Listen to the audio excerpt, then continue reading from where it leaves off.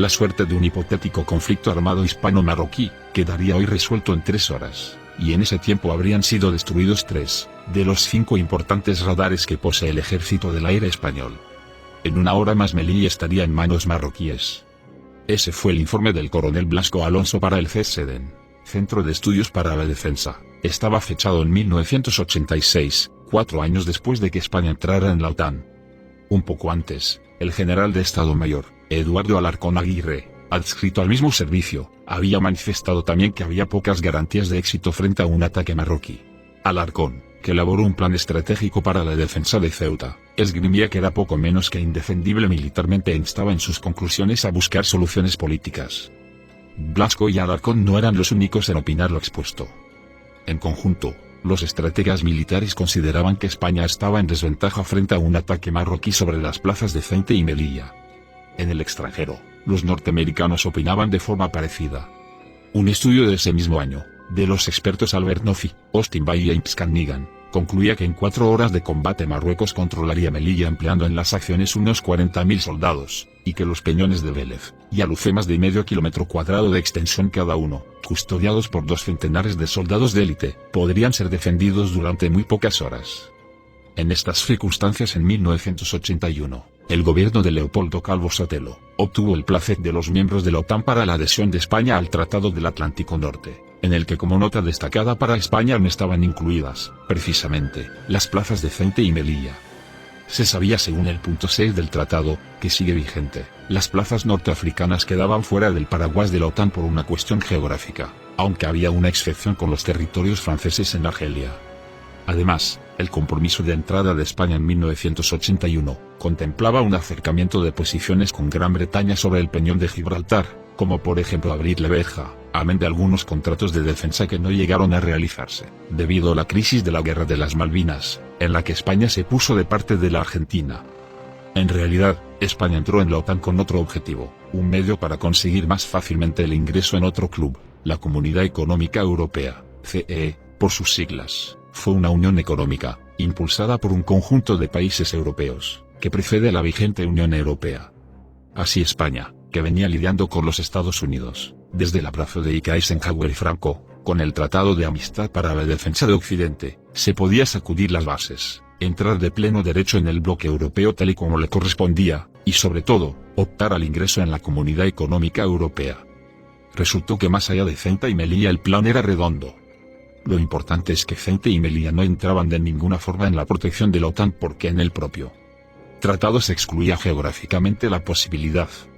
El artículo 6 expone que en caso de ataque, se considerará ataque armado contra una o varias de las partes, el que se produzca contra el territorio de cualquiera de las partes en Europa o en América del Norte, contra los departamentos franceses de Argelia, contra el territorio de Turquía o contra las islas bajo la jurisdicción de cualquiera de las partes en la zona del Atlántico Norte al norte del Trópico de Cáncer, contra las fuerzas, buques o aeronaves de cualquiera de las partes que se hallen en estos territorios, así como en cualquier otra región de Europa en la que estuvieran estacionadas fuerzas de ocupación de alguna de las partes en la fecha de entrada en vigor del tratado, o que se encuentren en el mar Mediterráneo o en la región del Atlántico Norte al norte del Trópico de Cáncer.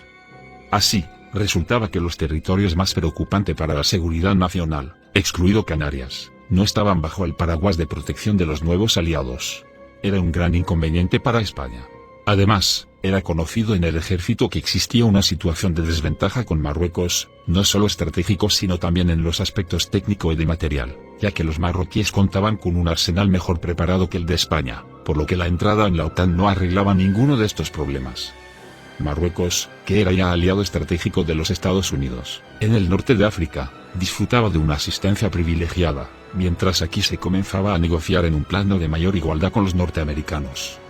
Por otra parte, al margen de Ceuta y Melilla, la adhesión a la OTAN suponía grandes ventajas para el país, como el refuerzo de la seguridad nacional, la modernización de las Fuerzas Armadas españolas, el impulso a las negociaciones para el ingreso en la Comunidad Económica Europea, y la posibilidad de firmar un acuerdo con Gran Bretaña sobre el peñón de Gibraltar. Un punto relevante de la entrada en la OTAN era una posible modificación del estatus de Gibraltar. Antes de cualquier formalidad hubo que firmar la Declaración de Lisboa, en la que España se comprometía a abrir la verja de Gibraltar. Las relaciones con Gran Bretaña fueron sin embargo, en un principio excelentes, ya que se mostraron favorables a la entrada de España desde el comienzo, previa negociación de compra de arsenal militar, concretamente los misiles Raptor. Era un gran negocio para Gran Bretaña. Demasiado, según la Comisión Militar Técnica, que evaluó la venta de los misiles desfavorablemente, ya que consideraban que existía un sobreprecio. Aún así, se llegaron a acuerdos y Gran Bretaña hizo campaña activa a favor de España. Sin embargo, la Guerra de las Malvinas en 1982, entre la Argentina y Gran Bretaña, unido al descontento de la cúpula del ejército español, con el coste de los misiles, dio con el plan al traste. España fue el único país del bloque occidental que votó en contra en las Naciones Unidas, para el apoyo a los británicos en su intervención en Malvinas, solidarizándose internacionalmente con Argentina. La venta de misiles se fue al traste, cualquier acercamiento sobre Gibraltar también y la valla siguió cerrada. Pero para entonces, España ya había ingresado formalmente en la OTAN en mayo de 1982.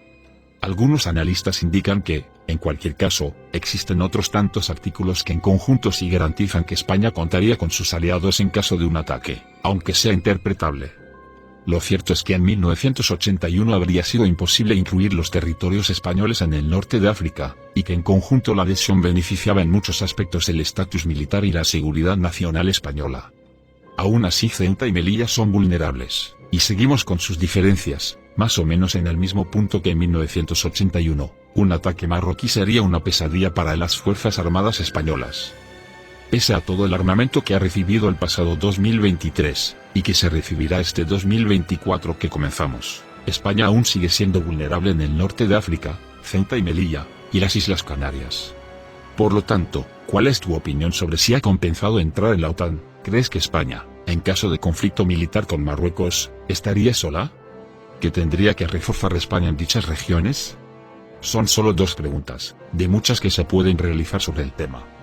Deja tus opiniones y comentarios, recuerda dar tu like, suscribirte al canal, y activar la campanita, para estar al día con las nuevas publicaciones. Hasta otro video, comunidad bolacera.